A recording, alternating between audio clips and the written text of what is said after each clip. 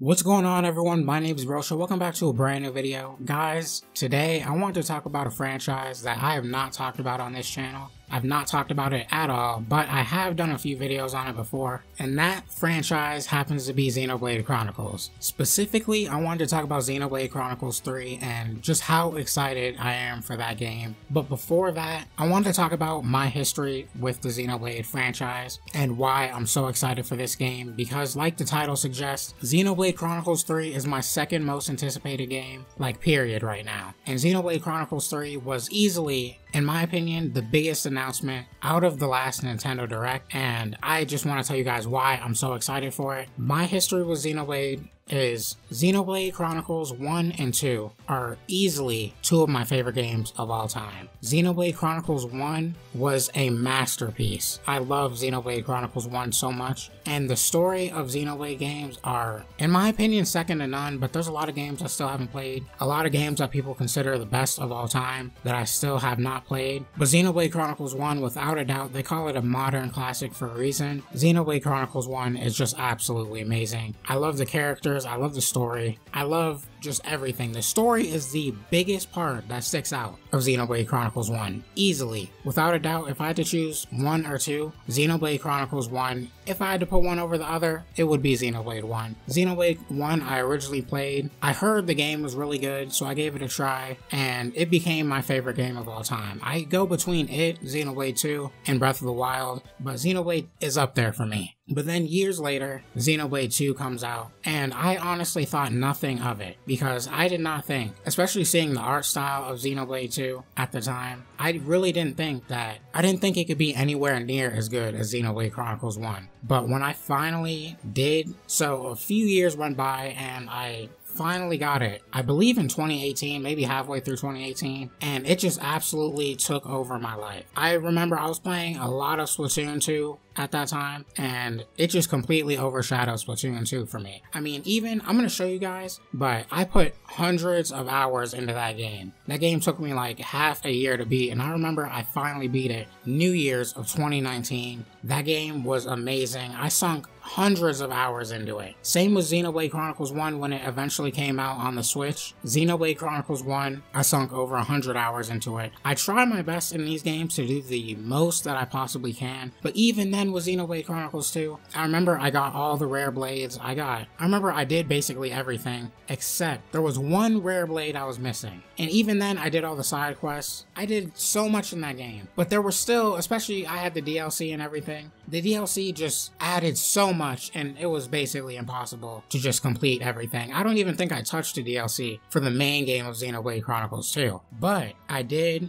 get Torn of the Golden Country, which that I know I 100%ed. I did all the quests. I did everything. Xenoblade Chronicles 2 Torn of the Golden Country was Xenoblade Chronicles 2, but better. And I remember when I was playing Xenoblade Chronicles 2, or I guess I should just say Torn of the Golden Country, it seemed like Xenoblade 2, except it was just moving much smoother. I feel like some of the graphics were slightly different, if I remember. It was amazing. I loved that game so much. I think I sunk like 50 hours into that and 100%ed it as well. But I've played every game in the series except for Xenoblade Chronicles X. And the reason I haven't played Xenoblade Chronicles X is because it's a game that I really want to get really bad. It was another game that I overlooked on the Wii U, and it was, I didn't think that it could be anywhere as good as Xenoblade Chronicles 1. But Xenoblade Chronicles X, it's a game that I want to buy it on the Wii U. I have my Wii U set up right here, which you'll probably get more videos about that soon, because I've been playing it a lot recently. But I'm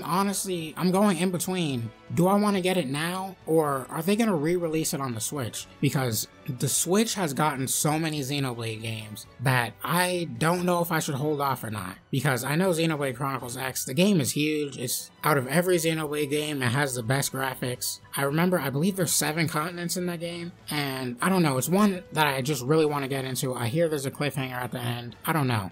I want to get into it, but I'm going to be patient for now. But all that being said, Xenoblade Chronicles 3, I am super excited for. I am a huge fan of the series. Like you saw like a year and a half ago, I did an unboxing video of the special edition of Xenoblade Chronicles, and I even unboxed a Shulk amiibo, which I'm looking at right now. And I have high hopes for Xenoblade Chronicles 3, because Xenoblade games, especially when it comes to the story, they don't miss. They don't miss at all. The characters, the story, the music is always amazing. And I love JRPGs are some of my favorite games. I love how I can just sink hundreds of hours into them. I understand that's not a lot of people's style, but me, that's something I really enjoy. You really get your money's worth out of games like that, where you can just sink tons of hours into them. But Xenoblade Chronicles 3 looks absolutely amazing, and I'm super excited for it, especially since this game merges together the worlds of Xenoblade Chronicles 1 and 2, which I'm really not sure how they're gonna do that, but the idea still sounds cool. I love it. I love that it's the future of these two games. Also, another thing I love is the main character is named after me, or one of the main characters, since I haven't announced it yet, but my real name is actually Noah, but I'm glad to see that I'm getting some representation in this game. But the fact that these two worlds are combining into one is amazing. I want to know how this is going to happen. I feel like, gosh, it's so hard to talk about these games without spoiling these games, but this game, it looks absolutely beautiful. All the landscapes we saw, it looks, from this trailer we got so much. It looks so exciting. It looks like a lot is going on, and it looks like we may even see some places from Xenoblade 1 and 2, because even in the main logo, or at least in the final scene of the trailer, we can see, I believe it's the Urian Titan, and we can also see, I believe it's the Mechonis' sword, or Sword Valley it was in Xenoblade Chronicles 1. It's just like a mix of all sorts of things. And I also heard that the art for that final screenshot, I believe they created that really early on, in between the development of Xenoblade Chronicles 1 and I believe in between Xenoblade Chronicles 1 and 2. I may be wrong on that, but I think I heard that somewhere. But there seems to be so many huge areas. I love that so much. I wonder if with Xenoblade Chronicles 3, they're going to finally take the open world route. Because Xenoblade Chronicles 2 and Xenoblade 1, they were both huge games, but they weren't open world. And I think this may finally be the time that they do that. If they do that, that would be amazing. I would love that. If they made Xenoblade Chronicles 3 open world, that would be so cool, especially since we know Monolith Soft, while they were making Xenoblade Chronicles 2, their main team was working on Breath of the Wild. And I think that this time, as they're developing this game, they're probably going to take a lot of things that they use with Breath of the Wild, take a lot of the aspects, take a lot of the knowledge that they've learned, and apply it to Xenoblade. Just the potential for what this game can be is insane. Okay, so I've only just realized how much of a tangent I'm going off on right now, so let me try and be more organized. So this game takes place in the world of Ionios. One, I like the name. I like how it's kind of a mix of everything so far. And just like the name, they connect the worlds of Xenoblade Chronicles 1 and 2, which I wonder how that's going to work with the story and everything, because I don't want to get into spoilers, but I have no idea how this could possibly happen. But I do really like the concept of that. That's a really cool concept, and I want to see how they implement this. I know they're going to do a really good job implementing it, because Monolith Soft is just the best when it comes to these games and the story and everything. But the main characters are named Noah and Mio. They're the two main characters coming from their respective nations of Kevis and Agnes, which are at war with each other. And both Noah and Mio are Offseers, and we know with this game, life is the central theme, which we see both of them playing the flute, and in my opinion, I think that that definitely has something to do with them being Offseers, kind of like summoners in Final Fantasy X. I feel like they're probably sending the dead, sort of, something to that aspect, and I think even the logo of Xenoblade Chronicles 3 represents that, how we kind of see, I don't know, just its design, and kind of how even the other logos of Xenoblade Chronicles 1 and 2, how I believe Xenoblade Chronicles 1's logo represents the Monado, if I remember correctly, and Xenoblade Chronicles 2's logo, the flames of it, represent Pyra. But we do also see those other characters sort of with that sort of look, I guess. I don't know. I don't have a good word for it, but I just assume that they're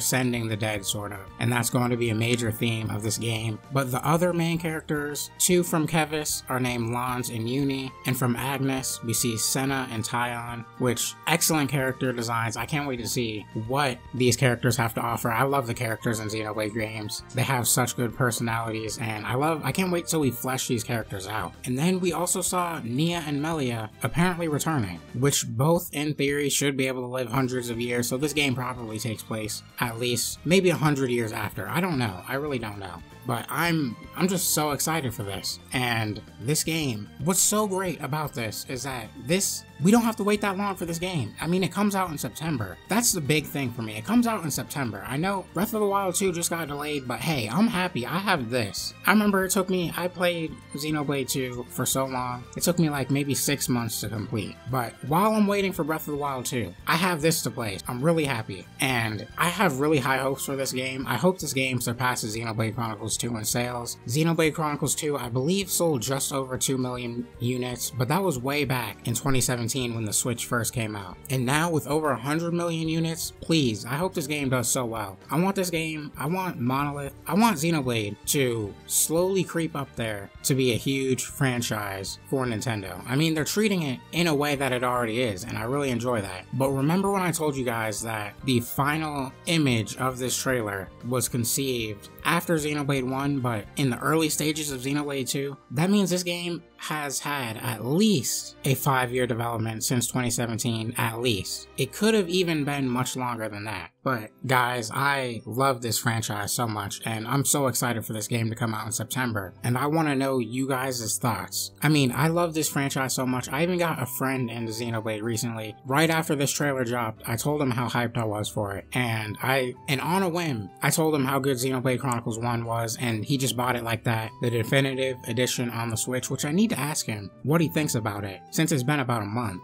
But guys, I'm a huge fan of this series, and I want to know, what are your thoughts on the series below? What do you guys expect from this game? What do you think we're gonna get? What new characters? How many new places are we gonna get? There's so many questions. I just want to know. And hopefully we don't have to wait that long. We'll probably see it again at E3, and then maybe we'll get, like we did with Xenoblade Chronicles 2, a Xenoblade 3 Direct. Maybe right before the game comes out, or maybe in a September Direct. I don't know. But I want to know what you guys think. Leave your thoughts in the comment section below, and I've been Bro Show, and I'll see you guys in the next video.